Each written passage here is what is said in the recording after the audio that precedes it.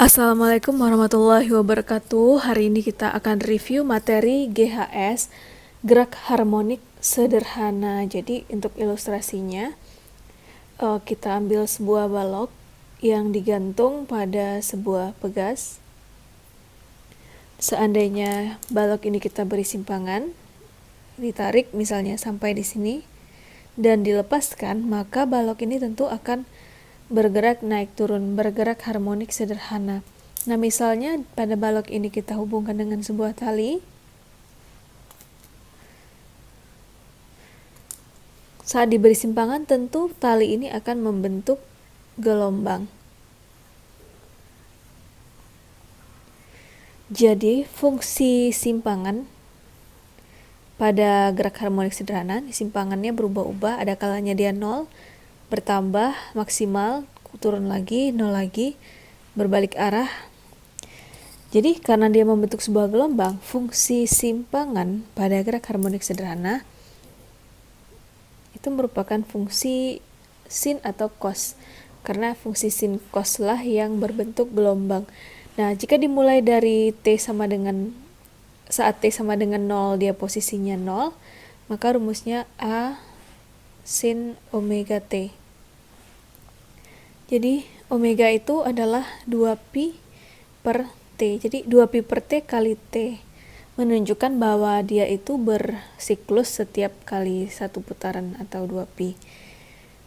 Nah, jika dimulai dari simpangan maksimal, fungsi ini sebenarnya bisa dimodifikasi menjadi A cos omega T misalnya seperti itu. Tapi kita ambil bentuk yang paling standar aja, yaitu Y sama dengan A sin omega T.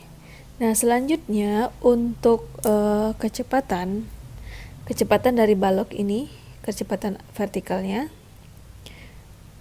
itu kan merupakan turunan dari posisi terhadap waktu. Jadi, sin itu turunannya cos sudut omega T diturunkan omega. Jadi, rumus V A omega cos omega T. Jadi, kita bisa lihat di sini bahwa V dan Y, simpangan dan kecepatan, mereka berlawanan arah. Karena kan fungsi sin dan cos itu berlawanan. Saat sinnya minimal, cosnya justru maksimal.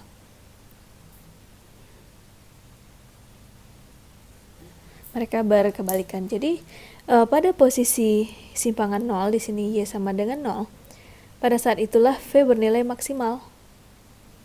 Sama dengan ketika orang bermain ayunan atau bandul, saat simpangannya minimal di bawah, ini V-nya maksimal. Jadi kan ayunan itu paling laju di posisi ini kan. Sedangkan di simpangan maksimalnya di sini kecepatannya tidak ada lagi. Sama dengan di sini. Pas di posisi terjauh, V-nya sama dengan 0. Y-nya maksimal. Atau Y maksimal sama dengan amplitudo. Kemudian untuk percepatan itu adalah turunan kecepatan terhadap waktu. Jadi dengan cara yang sama, A omega kuadrat min sin omega T, atau A min, karena A sin omega T itu adalah Y atau simpangan, maka ini bisa kita rubah menjadi rumusannya seperti ini.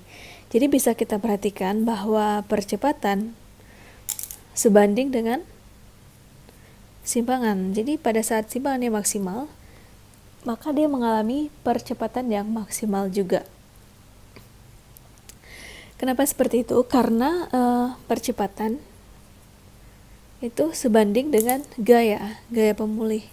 Jadi pada simpangannya maksimal, kalau pada pegas kan gaya pemulih itu adalah gaya pegasnya. Jadi pada saat simpangannya maksimal, gaya pemulihnya maksimal, maka percepatannya juga maksimal. Tetapi pada saat di posisi 0 ini, delta X-nya 0, maka gaya pemulihnya 0. Dan di titik ini, Y-nya 0, A-nya juga 0. Tidak ada percepatan yang bekerja. Sama dengan pada ayunan tadi juga. Nah, kalau pada ayunan, tentu gaya pemulihnya itu adalah gaya berat. Misalnya ini theta.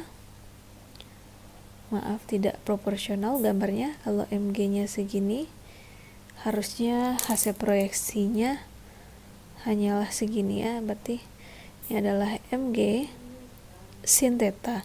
Jadi mg sin theta lah sebagai gaya pemulihnya.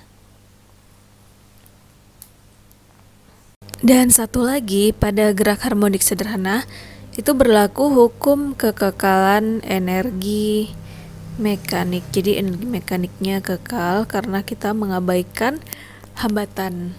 Jadi nilai hasil penjumlahan energi potensial dan energi kinetiknya itu konstan di semua titik.